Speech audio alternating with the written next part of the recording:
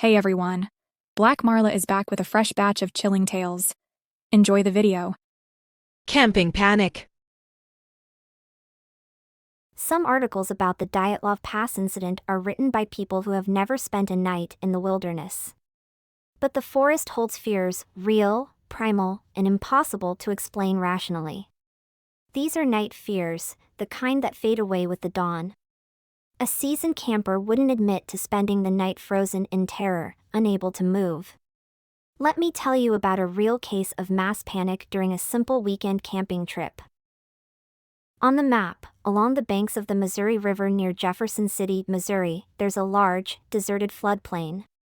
It's mostly marshland, meadows, and groves of oak trees.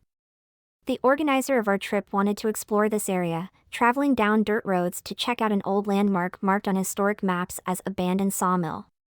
The plan included camping overnight near a scenic riverbank. The romance of an overnight trip drew 7 of us together: the organizer, a married couple, 2 guys who were into cycling but had no camping experience, myself, and a girl who was a complete beginner. Most of us only knew each other from an outdoor forum for St. Louis cyclists. Things went wrong the moment we left the pavement. The marked roads had become overgrown with nettles and wild raspberry bushes, and the sawmill turned out to be a pile of crumbling bricks. The sun blazed down, horseflies bit relentlessly, and the beginner girl kept falling behind. By evening, swarms of mosquitoes descended on us. Our drinking water was almost gone. Instead of a picturesque riverbank, we found ourselves in a swampy forest. Across the river, on the high bluffs, we could see the city lights of Jefferson City. We were deep in an abandoned floodplain forest. No paths, no signs of hunters or fishermen.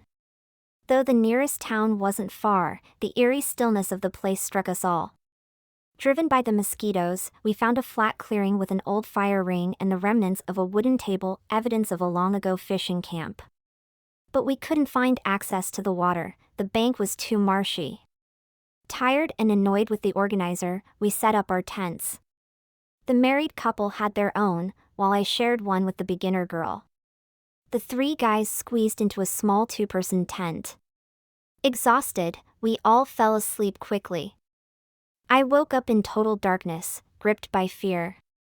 It felt like something was standing outside the tent. I could hear the beginner girl's shallow, tense breathing. She wasn't asleep either. The forest was unnervingly silent, a silence that pressed down on me, amplifying the sense of something other nearby. Suddenly, a faint light flickered across the tent, as if someone was shining a flashlight. The girl flinched.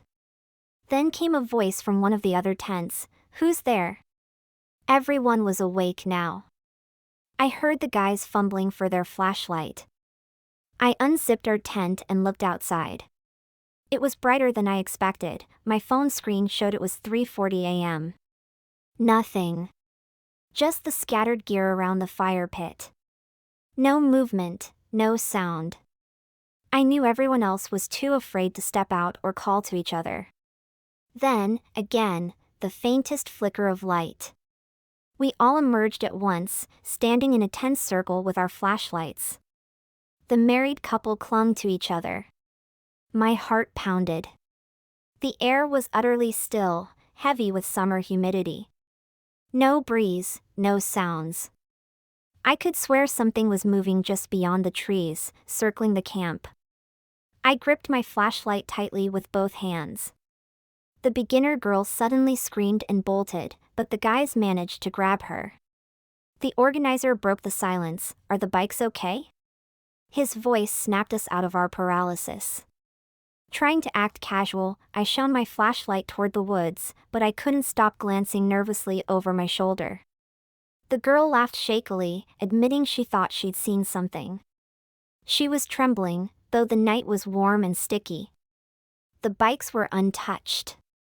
Back in our tents, we talked for another hour, deliberately avoiding the topic of what had happened. We rose at dawn. While exploring the area in the morning, the organizer called us over to see something. Not far from the camp, he'd found a cross made of rusted steel rebar.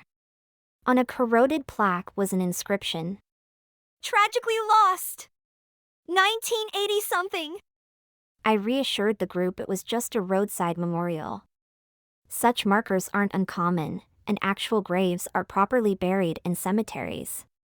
No one said the word ghost out loud. Our trip ended uneventfully, even with some laughter and camaraderie.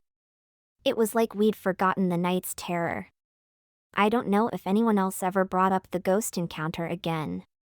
But I've heard similar stories from experienced outdoorsmen. One was from a search and rescue worker whose team woke in terror during the night, only to find they'd camped on an old mass grave. Another was from a military cadet who said his unit woke in the woods one night, instinctively grabbing their weapons. The Dyatlov Pass incident isn't the only mysterious case of hikers meeting a grim end. There are others, just less publicized. That night, something primal woke us, some instinctual fear that drove us from our tents. If we had panicked and scattered into the swamp, someone might now be speculating about our own mysterious disappearance.